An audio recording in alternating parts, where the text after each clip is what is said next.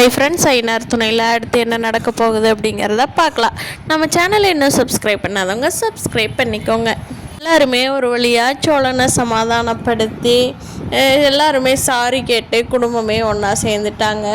ஆனால் நிலா என்னென்னமோ நல்ல நல்ல காரியம்லாம் இந்த வீட்டுக்கு பண்ணுதுப்பா அப்படின்னு நடேசன் நினச்சி மனசுக்குள்ளே சந்தோஷப்பட்டுருக்காரு.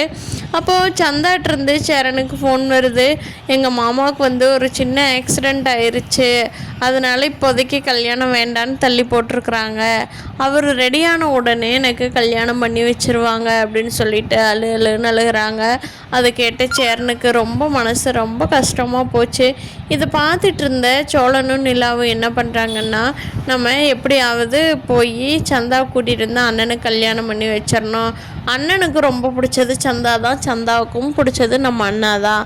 அவங்களும் அங்கே கல்யாணம் பண்ணினாலும் சந்தோஷமாக இருக்க மாட்டாங்க. இங்கே அண்ணன் சந்தாவை மறக்க முடியாமல் ரொம்ப கஷ்டப்பட்டுட்டே இருப்பாங்க.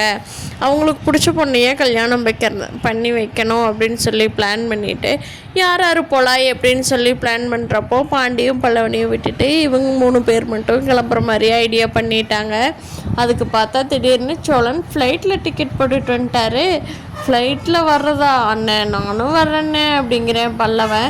இல்லைடா, ஒரு நாள் நம்ம டூர் போவோம்ல, அந்த டூரை ஃப்ளைட்டில் போகிற மாதிரி நான் அரேஞ்ச் பண்ணிக்கிறேன், சரியா? நீ கவலைப்படாத, அண்ணன் நான் இருக்கேன்ல, வாக்கு கொடுத்துட்டேன்ல, கண்டிப்பாக நிறைவேற்றுவேன் அப்படிங்கிறாரு சோழன்.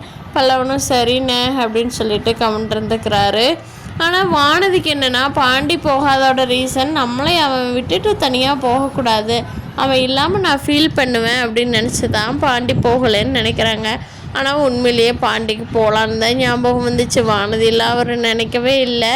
சரி வேண்டான்னு சொன்னதுனால பேசாமல் இருந்துட்டார். சரி ஓகே, வானதி அப்படியே சொல்லிட்டு அவளுக்கு சந்தோஷம் தானேன்ட்டு பாண்டி அமைதியை கேட்டுட்ருக்காரு. வானதி இனிமேல் அவங்க போய் சந்தா கூட்டிகிட்டு வர வரைக்கும் உங்களுக்கு சமையல்லேருந்து எல்லா வேலையும் நான் தாண்டா அவங்க அண்ணன் நாட்டை பார்த்துக்க போகிறேன் அப்படிங்கிறாங்க. ஏய் நீயாடி பேசாமல் இருந்தீங்கன்னா கூட நாங்கள் சமாளிச்சுக்குவோம், நீ வந்தீங்கன்னா சிரமண்டிங்கிறாங்க.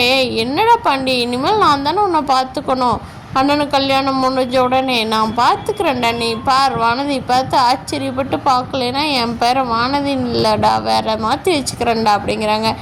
என்ன வேற என்ன பேர் மாற்றலாம்? ஃபஸ்ட்டு நடக்கிறத கேளுடா, அப்புறம் பார்த்துக்கலாம் அப்படின்ட்டுறாங்க.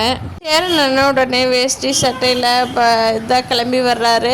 அதை பார்த்து நிலாவும் சொல்லணும், அண்ணே தயவு செஞ்சு ஃபேண்ட் ஷர்ட்டு போட்டுட்டு அண்ணன், நம்ம போகிறது ஏர்போர்ட்டுக்கு, சரியா? இங்கே பக்கத்தில் இருக்கிற ஆட்டோ ஸ்டாண்டுக்கு போகலை அப்படிங்கிறாரு சோழன்னு. சரின்ட்டு சேரனும் போய் பக்காவாக ட்ரெஸ் மாற்றிட்டு வந்துடுறாரு. இப்போ தானே நல்லாயிருக்கு அப்படின்னு சொல்லிட்டு 3 பேர் கிளம்புறாங்க.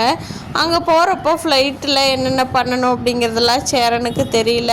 நம்ம நிலா தான் பயங்கரமாக சொல்லி கொடுக்குறாங்க. பக்கத்துலேயே இருந்துட்டு ஒரு கூட பிறந்த அக்கா தங்கச்சி இருந்தால் எப்படி சொல்லி கொடுப்பாங்களோ அதே மாதிரியே நிலா சொல்லி கொடுக்குறாங்க. ஆனால் அவ்வளோதானா, சீட் பெல்ட் போடுறதுலேருந்து ரெஸ்ட் ரூம் எப்படி போகணும், எதாவது வேணும்னா எந்த பட்டன் அமுத்தணும் அப்படிங்கிறதுலேருந்து எல்லாமே நிலா சொல்லி தர்றாங்க. அதை கேட்க சொல்லணுக்கோ ஃப்ளைட்னா இப்படித்தான் இருக்குமாப்பா, நானும் இது வரைக்கும் வந்ததில்லப்பா அப்படின்னு சொல்லி எல்லாருமே பேசிக்கிட்டு வர்றாங்க. அங்கே போய் சந்தா வீட்டுக்கு கரெக்டாக போய் சந்தாவை எப்படி அந்த கும்பல்கிட்டருந்து காப்பாற்றி கூட்டிகிட்டு வர போகிறாங்கங்கிறத நாளைக்கு எபிசோடில் பார்க்கலாம் ஃப்ரெண்ட்ஸ். இந்த வீடியோ பிடிச்சிருந்தால் லைக் பண்ணிக்கோங்க. நீங்கள் என்ன நினைக்கிறீங்கன்னு கீழே கமெண்ட் பண்ணுங்கள். தேங்க்யூ.